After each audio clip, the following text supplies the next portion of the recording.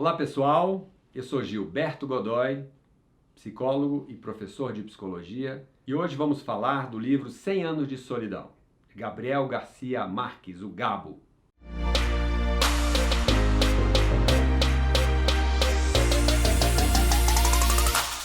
O Gabriel Garcia Marques, o Gabo, ele foi um autor que difundiu a cultura latino-americana pelo mundo. Ele morou no México, e até então, antes desse livro, ele não fazia muito sucesso. Tem uma história que diz que ele chegou até a penhorar os seus bens para se dedicar a escrever esse livro. Esse livro foi tão importante que alguns chegam a considerá-lo como um dos livros mais importantes da América Latina. Ele foi traduzido para 36 idiomas, teve 50 milhões de livros vendidos e ele ganhou o Prêmio Nobel em 82 em função desse livro. Geralmente o Gabo é um autor que você ama ou odeia, Geralmente as pessoas têm esses sentimentos. Dificilmente você vai encontrar alguém que tenha um meio termo assim. Ele é um livro que não é fácil. É um livro cheio de detalhes, é muito complexo. Ele traz alguns nomes, Ele traz alguns acontecimentos e alguns nomes que se repetem, sobretudo os nomes masculinos do livro. E ele traz o estilo chamado de realismo fantástico ou realismo mágico, que é uma mescla de realidade com magia. E ele é um livro assim que algumas pessoas não têm muita paciência para ler, porque às vezes traz algumas coisas que são um pouco assim, muito fantasiosas. Esse livro conta a história, a trajetória de uma família dos Buendia, de 100 anos de história dessa família. Dá mais ou menos umas 7 gerações.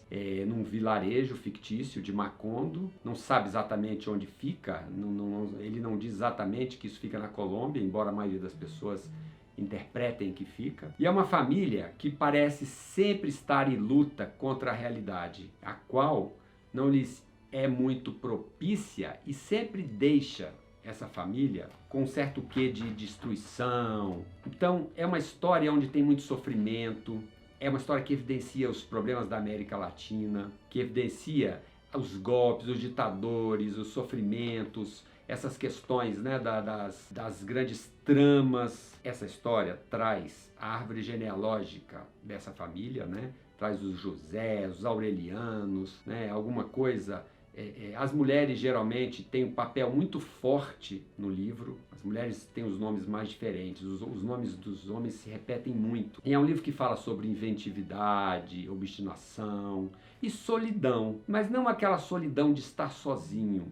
Às vezes uma solidão que inquieta, uma solidão que faz com que as pessoas pensem no sentido das coisas, uma solidão como metáfora da vida. Aliás, muitas famílias têm isso. As famílias têm esse traço de solidão, onde as pessoas não se compreendem, onde às vezes é difícil se livrar de algumas tradições, algumas superstições que são aprendidas pelas pessoas. E eu acho que é um livro muito interessante para quem faz psicologia, Eu acho que pode se beneficiar muito sobre levar a pensar sobre o sentido das relações familiares, sobretudo. Eu selecionei aqui algumas citações do livro que eu acho que são muito interessantes, que vocês podem gostar. A primeira diz assim: só porque alguém não te ama do jeito que você quer, não significa que a pessoa não te ame com todo o amor que ele tem. É uma frase que leva a gente a pensar que a forma de amar depende muito de pessoa para pessoa. Às vezes a pessoa que ama, ela mostra o seu amor de uma forma, mas a outra não se sente amada. Outra frase: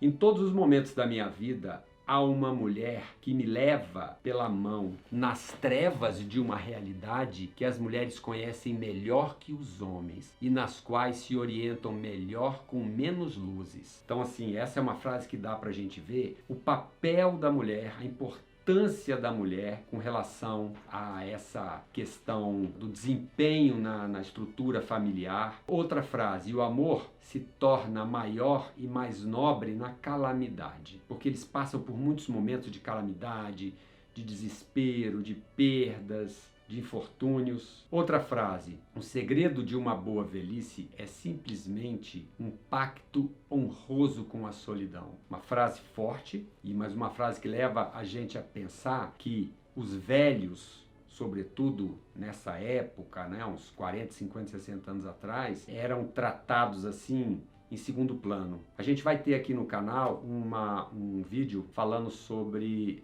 a velhice, como viver bem a velhice. E a gente vai falar sobre esse tema, que é um tema tão importante, sobretudo nos tempos que estamos vivendo hoje, né? Outra frase muito interessante, ele diz assim: a chuva não teria incomodado Fernanda, afinal a sua vida fora passada como se estivesse chovendo. Então, assim, é uma passagem do livro, né, em que ele fala lá para uma personagem que era o de menos, embora a chuva fosse torrencial, era muito pouco aversiva, porque ela tinha se acostumado com aquela aversividade. E assim acontece muitas vezes na vida da gente. Às vezes, a gente se acostuma com algumas coisas ruins e um motivo que era para levar a pessoa a sofrer bastante, às vezes a pessoa se adapta e resiste, tem uma resiliência muito grande diante daquilo.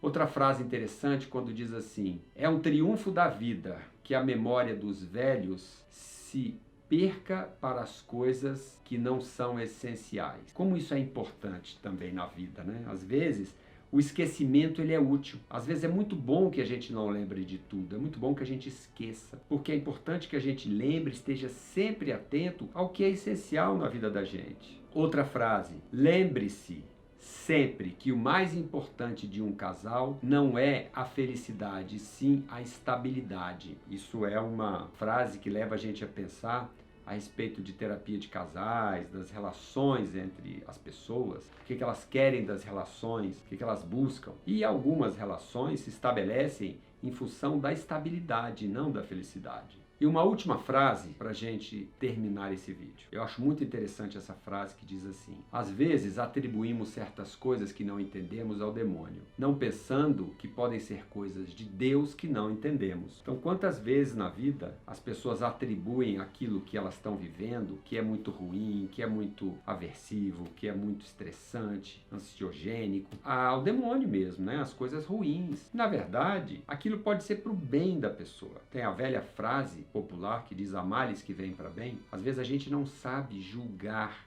aquilo que acontece, mas o aversivo, né, os acontecimentos aversivos, às vezes, eles trazem algum tipo de ganho, algum tipo de crescimento para a gente. Espero que vocês tenham gostado desses breves comentários a respeito desse livro e nos vemos em outros livros e filmes aqui dessa playlist. Compartilhem, curtam o nosso canal e até breve.